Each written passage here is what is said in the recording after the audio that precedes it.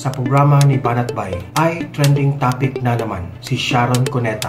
Ito ay dahil sa post niyang ibalik ang disente. Ano kaya ang ibig sabihin ni Sharon? Let's watch Banat Bay sa kanyang programa.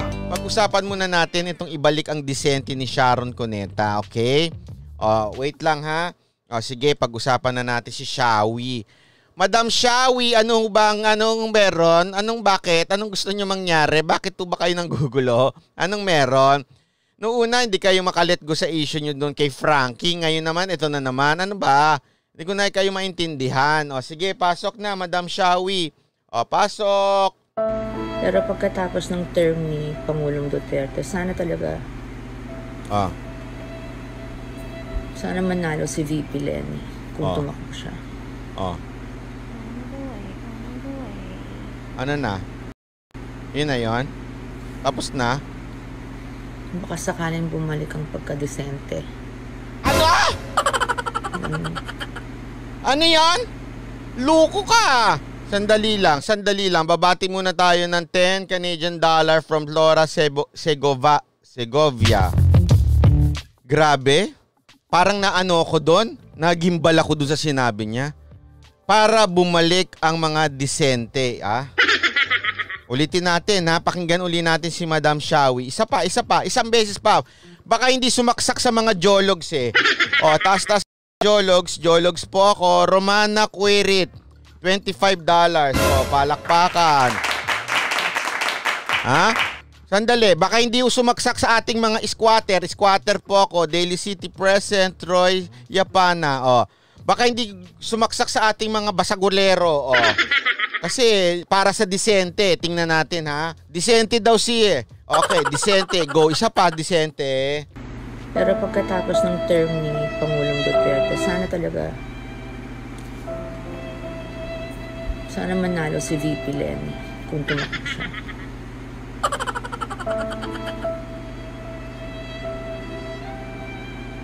Grabe ang drama nito. Baka sakaling bumalik ang pagkadesente. Ayan. Ano? Karamihan sa atin. Ano? Sorry, I'm just so upset. Karamihan sa atin. Frankie's here now. Frankie's here now. Okay. Karamihan sa atin, ano? Di mo itinuloy. Salamat po sa ano ba yan? Happy Canada Day watching from Toronto, Canada. Palakpakan. Grabing drama nun ha. I-ano natin ha.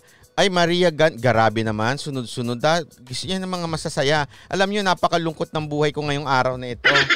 Dahil dun sa tax issue ng ABS-CBN. Pero salamat sa mga pakulay ninyo at napapasaya nyo ako. Banat Bay, pakibati naman ng happy birthday Ritz Gandeza at mga anak ko, Gian at Joel, Edward and Iza. Hello po Maria Gandeza. Sa mga anak nyo po, magandang araw po. Eto ha, kaya natin si Shawi. Kasi gusto ko yung arte niya eh. Sana bumalik yung mga disente. Sana tumakbo siya, no? Kasi may posing pa yan eh. May paghinga pa. May ganun pa. Andiyan si Franco. Ay, si Franco pala yung nasa tabi. Ano ba yon? Franco! Leslie Tugade, salamat sa $3. Hello, Franco! Si Franco mabanta pala yung nasa likod. Ay, hindi pala si Frankie. Grabe, no? Ito ginagawa ko natin tong biro Pero grabe naman Grabe naman yung puso nito ni Sharon Cuneta. Sabi ko nga, ano bang klaseng Pilipino ito? Pag naging against, hindi na kagad disente. Ano ba ibig sabihin ng disente? Sige, yung formal o ganyan, yung disente, yung yung mga nakabarong na magnanakaw naman na nakatalikod, ganon. Mga disente yung pagka nagnakaw sila, hindi small time. Yung mga malalaki, ganon. O kaya yung nananalangin paulit-ulit. Lahat na lang ng daan ng krus, ganon sila. Yun ba ang disente? Yung dating. Happy Canada Day to all. More power sa lahat at ating totoong congressman, sa lahat ng mga artistang tulad ni Shawi at Nikki, mahiya naman kayo. Salamat Rowena Kumar. Melchor Batalya, salamat po sa Canadian $3. So ang dating daw, tayo mga Pilipino, parang dahil sa pinagagawa natin, pinagsasalitaan natin, pagka kinokontra natin sila, hindi na daw tayo disente. Ang disente sa kanila yung mga pag nagsalita, ang sa akin, ganon. Tapos ang sa likod naman, meron naman palang kinakasama na may asawa. Ang sa akin po, kasi ano yan eh. Yung, ganun ho ba ang klaseng disente ang gusto ninyo? Ang disente ho ba na gusto ninyo yung akala mo makasita, galit na galit kay Pangulong Duterte dahil kesyo ang bastos, masyadong bastos, pero gumagano naman. Gumaganon. Ganun ba ang disente? Kasi sa tingin ko, yung sinasabi ninyong disente, iba. Parang ang gusto nyo atang bumalik yung mga hipokrito. Yung disente ho kasi na sinasabi nyo, eto na ho yun. Etong gobyerno na ho itong disente. Oo, maaring hindi maganda ang pananalita, medyo hindi maganda ang ano. Pero in terms of serving the people, this is the government na nagsiserve talaga sa tao. Hindi yung dinadaan sa magdadasal, kailangan puno ng camera. Ganon? Ganon ba ang disente? Ha? Di ba tandaan nyo yung may senador tayong ganon? Yung mananalangin, talagang taimtim, tapos puno ng ano. Di ba ganon ba ang klaseng disente ang gusto ninyo? Kayong mga artista, ano kung nakarakas ninyo, alam nyo kung bakit? Salamat pala, Ruby Art, sa 23 Hong Kong dollar. Alam nyo mga artista, ganitong style ha. Hindi ko na lang sasabihin, hulaan nyo na lang ha. Canel Vanil, Happy Canada Day from Alberta, Canada. Yung mga gusto nilang disente yung ganito eh. Yung pag may camera, akala mo ang dunong-dunong, ang galing-galing. Halimbawa, may isa akong artistang pinanood kanina, The Vlog. My Ordinary Day. Nakalimutan ko na kung anong title nun eh. How I Start My Day. Aba, si ate, may ganong klaseng vlog. May ganon-ganon. Kesyo, mag-ano siya, sasabon siya ng muka, tapos magluluto siya, formal. Akala mo talagang siya lang ang nagluluto. Tigil-tigilan mo nga ako, ate. Pag wala ng camera, hoy! Katulong! Halika dito! Magluto ka! Pagkatapos niya, walisin mo to, tapos linisin mo to. Ganyan na ho tayo ngayon. Sa totoo, wala akong biro Yan ho ba yung klaseng disente yung gusto natin? Yung pag sa harap ng camera, ang bait-bait. Pag sa harap ng camera, akala mo lahat ginagawa. Akala mo lahat dinodonate. Akala mo lahat tinutulungan. Pero pagka bumabanat naman ng mali-mali, ganun ba klaseng disente ang gusto ninyo? Disenteng katulad ni Leni Robredo? Na ang bait-bait ang dating? O ganyan, no? Di ba? Bait-bait siya, namigay ng 8 tinapay, ilang pandesal, ganyan, namigay ng ganito. Ganyan bang klaseng disente? Tapos, pag wala nang bigla nang titira na lang, sasabihin nila, mali ang gobyerno kasi ganito ang gobyerno eh. Yung baso kasi kalahati niyan, tubig, yung kalahati niyan hangin. Ganyan bang klaseng disente gusto ninyo? Yung akala mo, talagang for the Philippines, pero ang ginagawa, dinidivide yung Pilipinas. Yan bang klaseng disente ang gusto nyo? Yung totoo lang, nagtatanong lang naman ako. Kasi kung talagang merong disente na espiritu itong si Leni Robredo, hindi yan puputak ng puputak, tutulong na yan sa gobyerno quietly at magtutulong lang siya. Hindi yung tutulong, papagandahin ng imahe, tapos babanat. Na mali-mali naman yung banat. Ang sa akin, sayuhin mo na lang. Sayo pala yan eh. Diba? Maribik Omnes, morning Mr. Talkative. Di ako makatulog dahil sa'yo. Ay, ang taray ni sir. So nasa Singapore ka. Hindi talaga kita patutulugin, di ba? Yun ang nakakainis eh. Tapos, una yun ha. Okay, yun ang unang point. Pangalawang point dito. Ang taas ng tingin sa sarili mo, Madam Sharon. Ang taas ng tingin mo. Grabe ka. Yung ek shorts, disente ba yun? Lakay, $3,572. Siguro, yung ek shorts na labas ka, baka disente sa kanila yon. Di ba? Okay lang yung kay Frankie na wala naman daw sa suot yan. Di ba, Iha? Iha Frankie. Di ba wala po sa suot yan? So, hanggang saan po ba yung disente? Kasi sabi ng nanay mo, disente daw ibalik. So, ang disente po ba yung, tatanong lang ho ako yung magsusuot ng ek shorts tapos lalabas sa kalsada at walang pakialam ang iba? Yan po ba yung disente? Kasi nagtatanong lang naman ako, ha? Kasi kung ganyan ng disente, abay, gusto ko na pala ng disente. Para maraming lumabas na naka-ek shorts, kahit may itim ang mga jingit. Hindi ko maintindihan Ang taas ng tingin nito ni Madam Sharon sa sarili niya ha? Pag against sa kanya, hindi na disente kagad. Hindi, ganun lang kasimple yun. Ibalik ang disente. Alam mo ibig sabihin ng ibalik? Sa Tagalog, ng ibalik. Ha? Tagalog na nga ibalik. Itagalog pa natin. Nang ibalik, ibig sabihin ng ibalik na wala. Kaya nga ibalik Ikaw ang jowa mo, kunwari. Ang jowa mo ibalik. Ibig sabihin na wala na siya, iniwan ka na niya. Pag sinabi mong ibalik, nagkabalikan kasi nawala na. So sa salita sinasabi mo ngayon, ang Pilipinas wala ng disente? Wala ng disente dahil galit lang sa inyo, mali-mali sinasabi ninyo, kinokontra kayo, wala ng disente. Anong tawag nyo sa amin? Jologs kami lahat? Dahil kinokontra ka namin, jologs kami? Ibalik mo yung disente? Ganun na sinasabi ni Madam kung ibalik yung disente, so nawala. Kung nawala, anong tawag mo sa amin? Jologs. Dugyot. Ganon. Walang ganunan. Porket against sa inyo, wala na. Porket nasara na yung network ninyo, nawala na. Balik na yung disente. Yan ang hirap sa inyo Una, gagalit-galit kayo. Bakit hindi dinidinig sa house? Bakit tinutulugan yan? Nung dininig, ano nangyari? Bakit ano to, hirit nito ni, ano may pangalan nitong si Amerikano ba yon? Nakalimutan ko na naman yung pangalan ni Miss Beautiful. Nakalimutan ko na, wait, i-research ko nga yung si Beautiful. Yung name nung Miss Beautiful na yun, ha? Ang dami kasing Miss Beautiful ngayon wait lang, ha?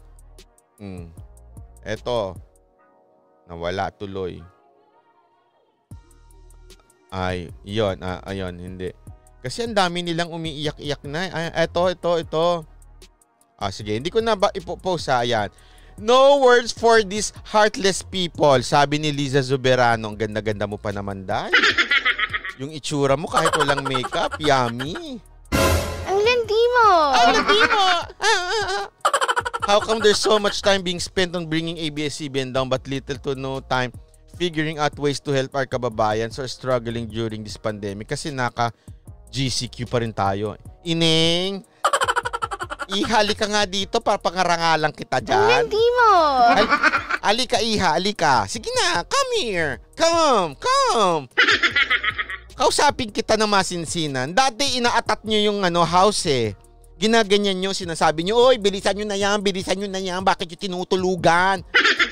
Tapos kayong dinidinig, tapos kayo isa-isa, nabubuking yung network nyo, ng mga kabalastugan ng network nyo, biglang sasabihin mo, bakit ba kasi yan ang pinag-uusapan? Bakit ba pinagtutulungan kami? So kung against na, kung lumalabas na yung totoo, lumalabas na yung baho ng network, against ano na kaagad yun? Kasabihin nyo na kaagad na ginigipit kayo? Nandiyan naman yung ilan lang yung congressman na sasabihin na nating tutol, 4, 5, ganun na siguro, maximum na yun. O ilang congressman ang pwede magtanggol sa inyo, ba't hindi kayo may pagtanggol? Alam nyo kung bakit? Wala silang bale. Pahiya sila Kahit saan silang tingnan lang anglo, wala di ba? Salamat, Iwis Tampton sa 250 pesos. Tumpak sir, yung disente sa kanya, yung tipo ng ipokrito, maraming milagrong ginagawa kapag wala nang nakatingin.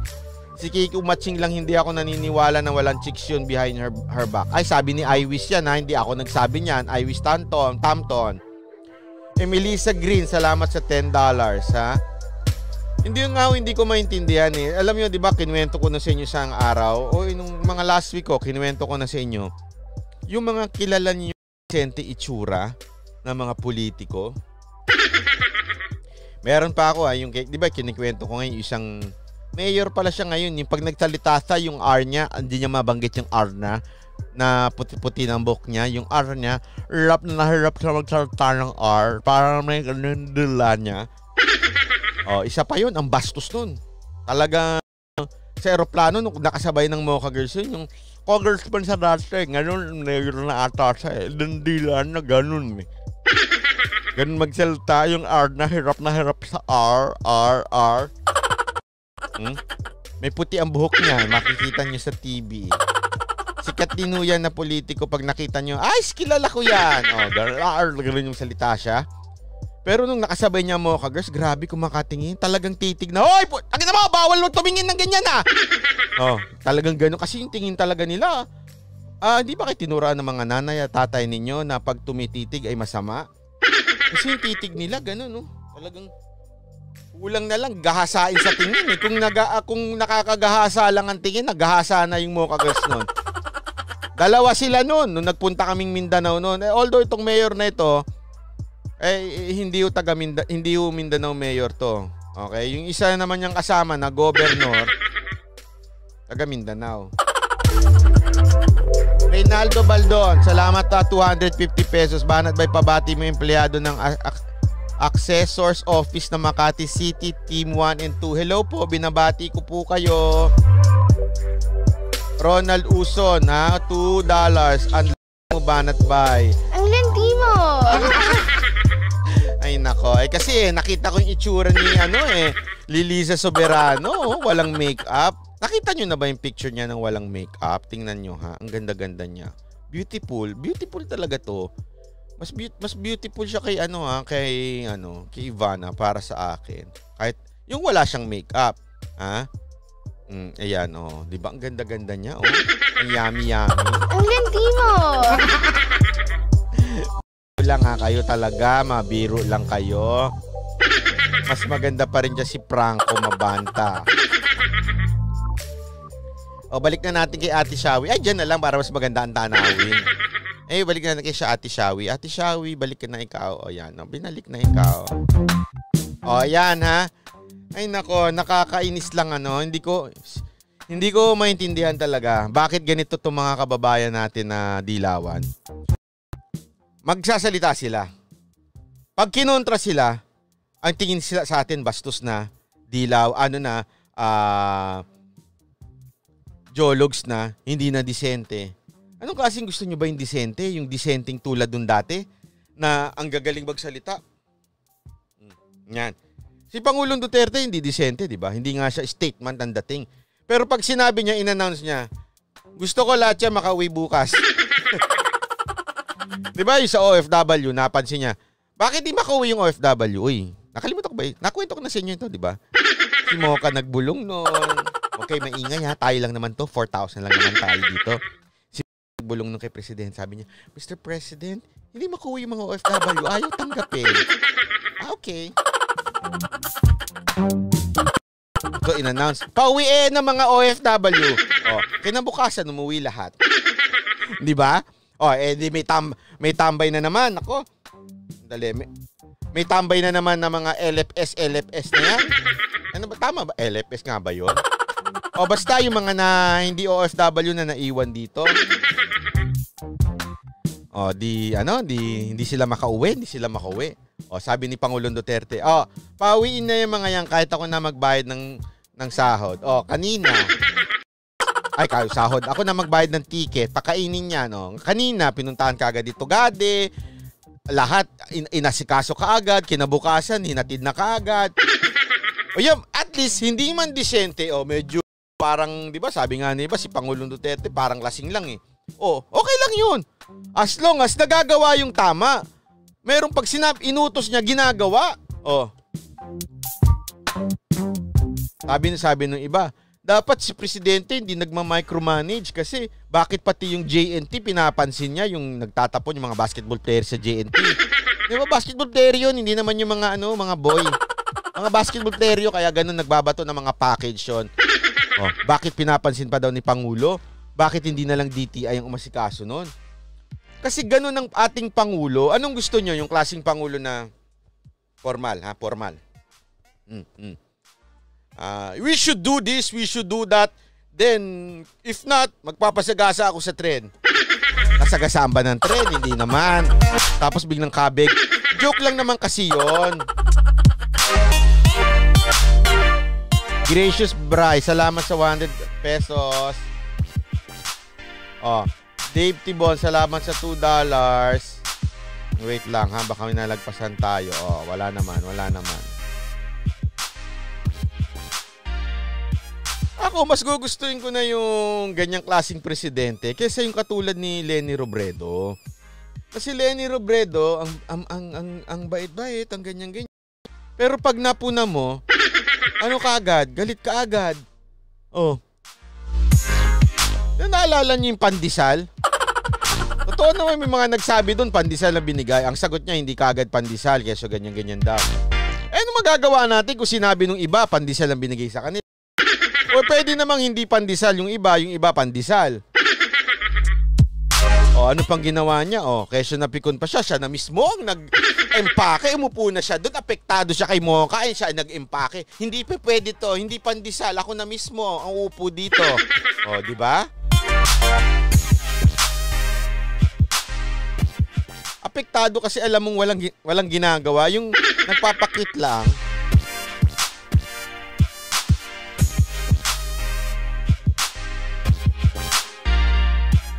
Eto, baka kung gusto mo, Madam Sharon, na pwede mong sabihin, ibalik natin ang mga plastic. Pwede, pagkaganyan. Agree ako dyan, palakpakan. Ibalik natin ang mga plastic sa gobyerno. Di sige, panindigan mo yan. Ito to naman mga plastic yung mga nakaraan eh. Oh. Tapos ito pang siya no. Ay nako. Kalokohan. Yung tulong-tulong na ginagawa. Excuse me ha. Ito, sige, lipat na tayo dito. Walang kwenta itong usapan kay Sharon Cuneta. Sorry ha. There you have it guys, you have seen the video. Mag-comment down below sa inyong opinion tungkol dito. And don't forget to subscribe to my channel, Donmar TV. And click the notification bell para ma-update kayo sa mga latest trending news ko. See you in the next video. Have a great day.